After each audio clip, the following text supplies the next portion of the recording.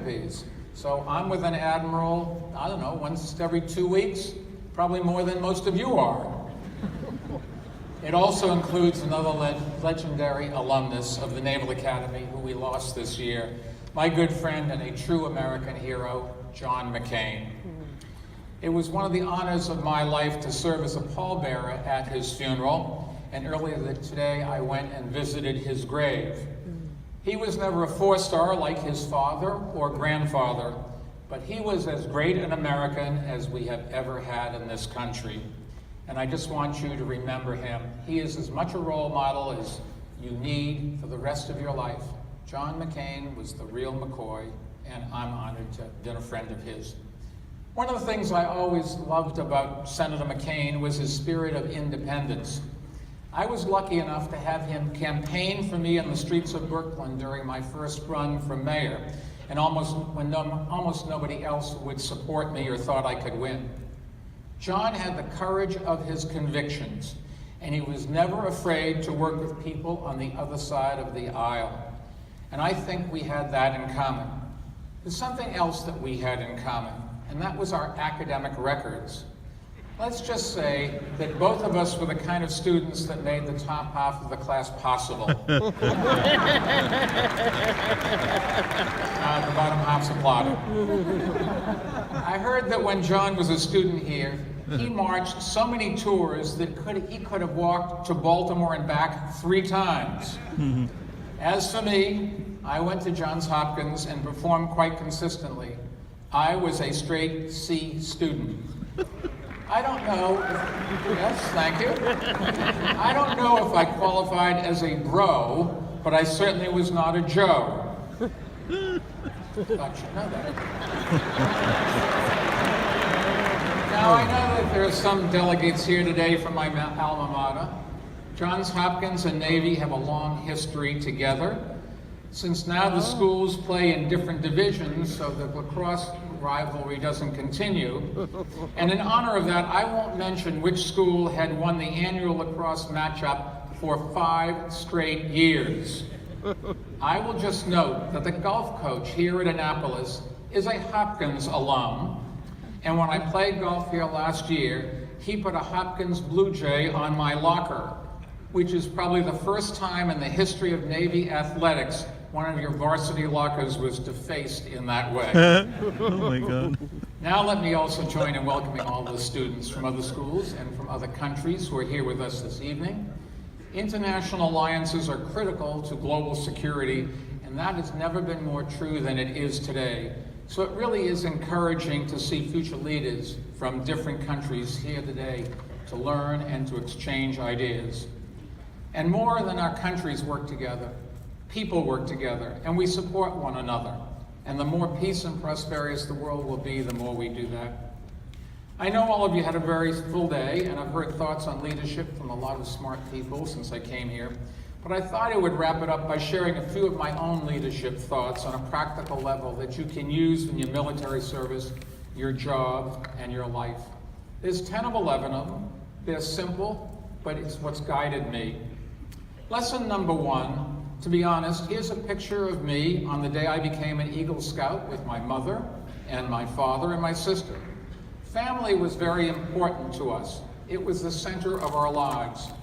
I grew up in a middle-class family in Medford, Massachusetts. And each day at the dinner table, we went around and each of us in turn talked about what we did that day, and then for a few minutes, everybody else would have to discuss it with us. It was the place where my sister and I learned how to present and explain facts, defend our opinions, and answer questions. We also learned that you have to be able to look your loved ones in the eye and tell them what you did that day. If you can't be honest and open with them, you probably shouldn't have done what you didn't tell them. But if you're honest, people will respect you, and they will like you no matter whether they agree with your opinions or not. Lesson number 2 is don't spend a lot of time making long-term plans. Here's a photo of me at Johns Hopkins University when I graduated. I never dreamed of going to Hopkins, but I had a job in an electronics company and my boss suggested I apply. And my time at Hopkins didn't go exactly as I planned. I wanted to be a physics major, but there was a German requirement. This was right after all of the physics had been done in German and had not been translated into English after the war. After 3 days in German class, I realized that I am not a linguist. I was not going to learn to speak German no matter what happened. So I switched to the engineering school. So it didn't work out the way I'd thought. But then I went to business school, thinking I'd wind up managing a factory. But a friend recommended I try Wall Street, even though I knew nothing about finance. And the lesson there is focus mostly on now. You can't predict what's going to happen. Don't even think about tomorrow until it comes. Spend the time where you are right now, learning as much as you can and making as many friends as you can. Don't worry about the planning for later. Number 3, I taught myself to be the first in and the first out. At business school, I had to pay room, board, and tuition, and so I took a job renting apartments in a real estate office. None of the other salesmen understood why every client who came in had an appointment to see me. It was really very simple. I got in first, about 6 in the morning, and I answered all the overnight inquiries. And this photo shows me later on at Solomon Brothers, where I worked. I always tried to be the first one there and the last one out at night. In the morning, when the managing partner wanted to borrow a match to light his cigar or wanted to talk sports, I was the only one he could talk to, so we became friends. And at the end of the day, the number 2 guy was the last one to leave. What was he going to do? Refuse to share an elevator and a subway car with me? So we became friends then. And to this day, I have always believed that a lot of people are smarter than me, and they can do things I can't do, but they cannot outwork me. I can work 24/7, and they can't work more than that. The longer you work, the luckier you get, and the more successful you're going to be. And the more successful you are, the more you are going to want to work. Number 4 is don't let failure get you down. Take risks. You're not going to get to the top unless you do. And this photo shows me the day we started my company. How did I go to work at Solomon Brothers to start a company? Simple. I got fired. And when you get fired, there's some opportunities open up. And people are afraid to say, oh, I got fired. I was proud to getting fired. I'd never been fired before. It was wonderful to learn what it felt like. Now, I don't want to do it a second time. And since my name is on the door of my company, I don't think that's going to happen. But nevertheless, I love my job, and people that hired me and fired me were great people, and they all became Bloomberg customers. That proves there is a God. But after leaving, I had a crazy idea and I went for it. I started my own company. But if I hadn't gotten fired, I never would have started the company, run for mayor, or been invited to speak to you today. So always look at the bright side. Failure may be embarrassing at first, but it's how you grow. The lesson is you've got to believe. You've got to take risks. You cannot spend your life on the bunny slopes. And you can't read a book about skiing and go out and ski double black diamonds. You have to learn by doing and falling down. Number 5 lesson is always hire people smarter than you, because you can only do as well as your team does. After the first 100 days in office, and this was where my inside team in City Hall, the press kept asking me, what did you do in the first 100 days? And I said, I built a team. And they said, yeah, but what did you do? I said, no, I built a team. And we went back and forth. They couldn't understand that the team was everything. And my team stayed with me for 12 whole years in a business where nobody stays in a government position for more than a year or 2. But the team that I put together was the one that made New York City much greater than it was before. What I did is I picked them, I put them together, and if they had a problem, I could adjudicate between disagreements and find a ways to pay them. But they were the ones that were really doing it. So never be afraid to hire somebody smarter than you. They will make you look good. And give credit to them. When I say, no, I didn't do it, Sally did it, 2 things are true. Number 1, everybody knows that I did it. And number 2, they respect me more because of it. And Sally respects me, and now Sally's going to want to be part of the team for a longer time, so give credit to others.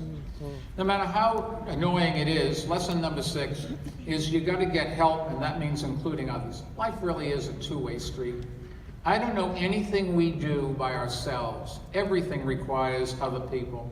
This was City Hall. There I am sitting in the middle. Solomon Brothers had an open office, so no walls or gates. And I brought that from Bloomberg to City Hall. Openness, I've always thought, improves communications, it builds a sense of team, it builds a sense of trust, and it eliminates leaks. We had virtually no leaks over 12 years, which is just unheard of in government. And when I returned to Bloomberg after City Hall, I found, much to my surprise, that after all my instructions that I had left 12 years earlier, that there were not to be any private offices. People said we didn't have any private offices, but all the 12 senior people had conference rooms right next to their desk with the family pictures in them. Needless to say, the next Monday when they came in, the walls were gone.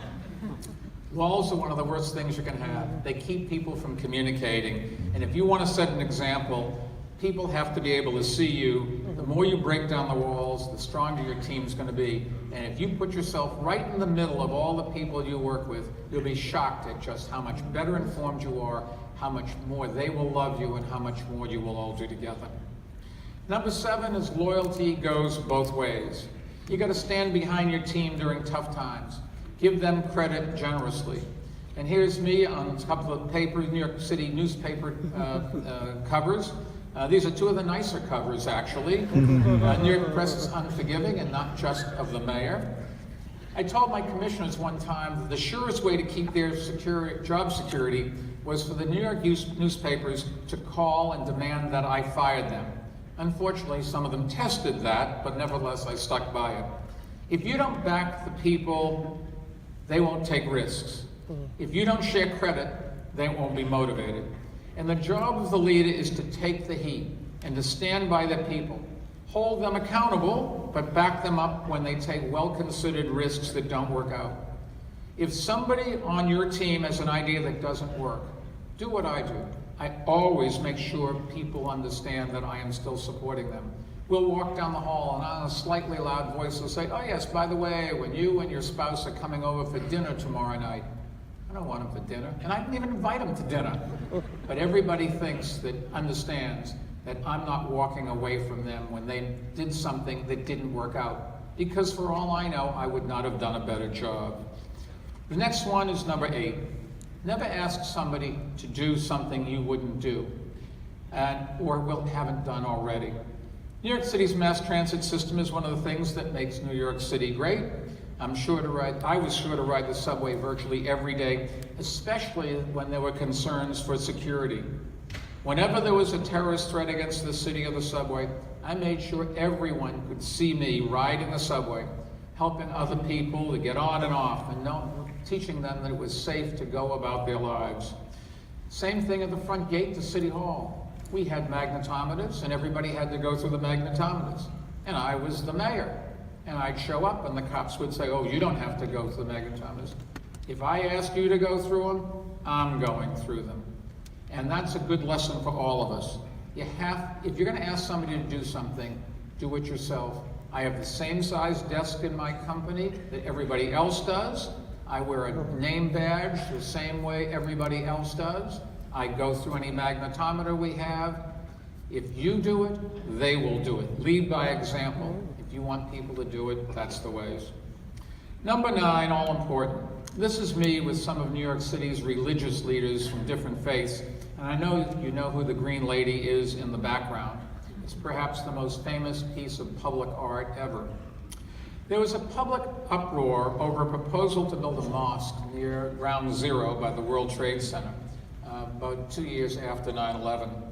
Some thought it was disrespectful to people who lost their lives on 9/11. But remember, Muslims also died on 9/11. Muslims risked their lives to protect us as members of the armed forces.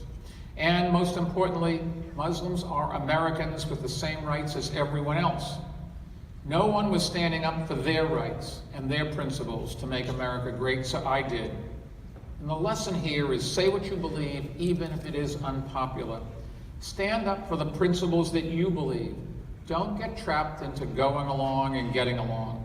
The worst thing you can do is lose a battle and look back and say you compromised your values as well. Incidentally, later on, it turned out very popular. Number 10 is give back. No matter how unthinkable it is, someday you may be on the other end. This is a photo of a little girl in Vietnam wearing helmets that my foundation purchased for as many people as we could in the country. Everybody rides bicycles there. There's no automobiles, a few motor scooters, but mostly bicycles. And they fall off, and of course, they get hurt. We fought the Vietnamese, but today they're our allies. Road crashes kill more than 1 million people a year around the world, and these deaths are preventable. And I think we all have a responsibility to do something. So we went to Vietnam. It was a manageable sized country. The government was willing to work with us, and we tried to give back and do to them what I hope someday does for us.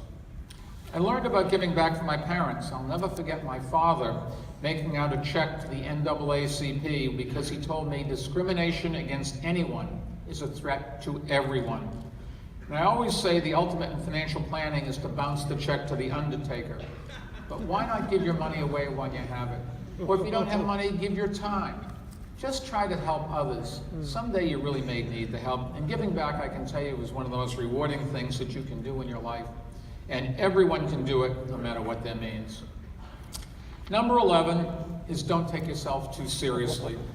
This is me riding a donkey through a midtown hotel dressed in a suit of medieval armor. Why? Well, every year we used to put on a show for the City Hall press corps and went all in. I took dancing classes with Broadway stars. That was the best part of it. Best part of being mayor. Even though I'm no dancer, the point was not to show off, but to show our talents and to have some fun. And it helped establish a good relationship with the press and blow off a little steam. But mainly, it was a lesson to me and for anybody that does it. If you take yourself seriously, you just aren't going to make it, folks. You've got to have a little humor. You've got to realize that you're human. You've got to realize that not everything's going to work. And you've got to realize that most people don't care. They have their own lives. They want you to have your life. And so try to help others and put a smile on your face. Life is just too short not to. So there you have it, my few lessons for what I've learned over the years. I'm going to take some questions, but first I just wanted to say to all of the midshipmen and everyone here from the other service academies or in ROTC programs, thank you for serving our country. Over the decade, people who put their lives on the line for our country don't always get the respect and gratitude that they deserve. I, for one, after 76 years, have learned to have a tremendous amount of respect for all of you and everything you're doing. It really talks about character. If you're willing to come here, you're willing to dedicate yourself to keep our country safe and make it better. We are all lucky to have you. Thank you very much, and we'll take a few questions.